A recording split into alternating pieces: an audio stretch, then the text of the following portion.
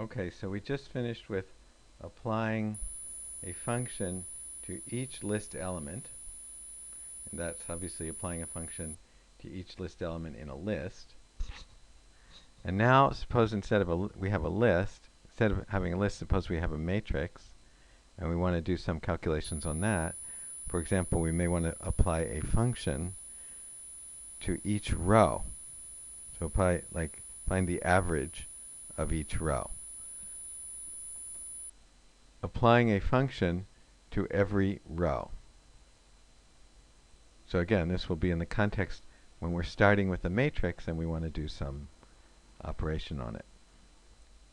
So suppose we have a matrix like this, and this is like the daily sales, day 1, day 2, day 3, for product 1, product 2, product 3, product 4, product 5.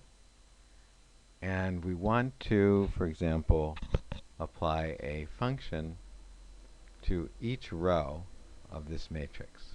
So we might want to find the average products sold, or the sum, for example, of the products sold for day 1, day 2, day 3, or the average, or whatever function you wanted to apply. Okay, so let's save this. So I'll save it as sales.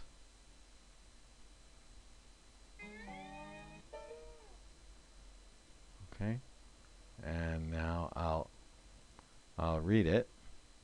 So let's try read.csv, and instead of typing the path, I'll use the file choose. Remember, if you type the path, you have to put double forward slashes. Here, I'm using those brackets like that. And I go to sales. Let's see if this works. Oh, I just read it. I didn't mean to do that. But I want to read it into something. So let's call it sales.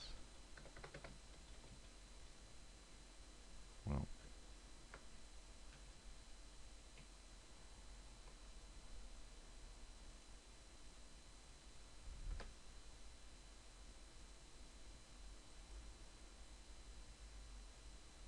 okay, so I have sales, and if I type it, oh, I get that.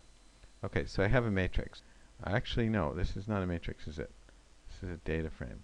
I can do this, sales M, and put sales in as matrix, and run that, and then check is it, well, let's try, sorry, let's see. So now it looks different than a data frame. It looks like a matrix. And let's check, is it a matrix? And it is. Okay, so we have a matrix. Okay, I made some errors here, or one error anyway. When I read in I use the file chooser, but maybe I should do it this way. To open up the CSV file that was called sales.csv. So I give the address, and then I say header is true because it does have headers. And also it has row names, so I should say that's also true.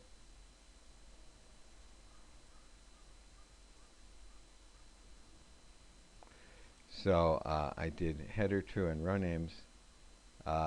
Not true, but I'm sorry, you have to say which column has the row name. So here it was the first column, so I put row names, it's row dot names equals 1.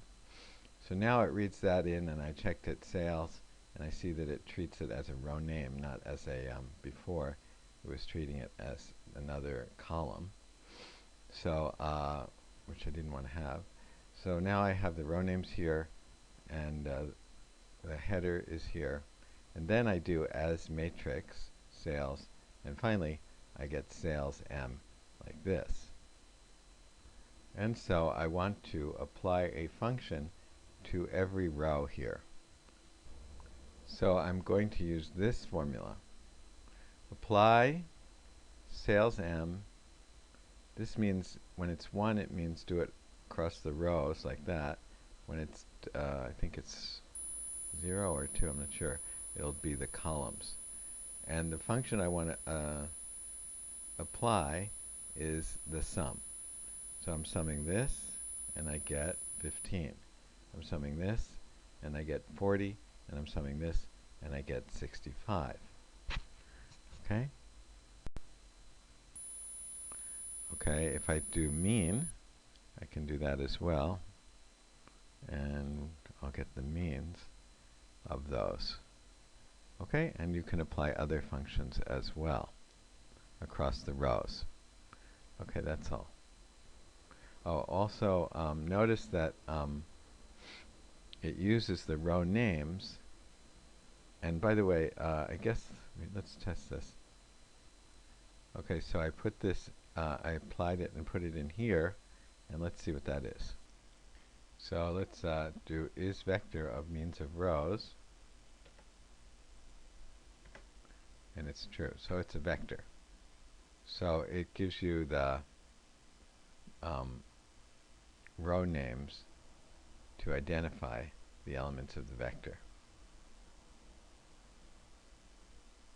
Now notice this is a vector, and so these are just the names of the elements. They're not really part of the vector, part of the value of the vector. Now notice also that when we did this up here, I used the mean. Whatever function you put in here should expect just one argument. Of course, that argument can be a vector, but it should just expect one argument. And in this case, this function returns a single number, in other words, a scalar, but it would be okay if it returned a vector as well. And then in that case, instead of getting something like this, we would get, for D1 we'd have some vector, D2 we'd have some vector, so the result would be not a vector but rather a matrix. For example, like we saw before, the range function would return a matrix. So if we do this one, the means of rows is a bad name for that now, but if we do that one, we're going to get the range for this. So I guess here it would be 1, 5, here it would be 6, 10, and here it would be 11, 15, and the result therefore would be a matrix like that. Okay? Okay, now you can actually do this kind of thing, this apply function. You can apply it to data frames as well. We are using it or applying it to a matrix, but you could apply it to a data frame. If the data frame is homogeneous, that means if it has all numbers only, or if it has all characters in the function that you're applying is for characters, or if it has all strings or factors, but it has to be homogeneous. If it's not homogeneous, the results, here are vectors, and it won't make sense to do that because the vectors have to be homogeneous. So it won't work.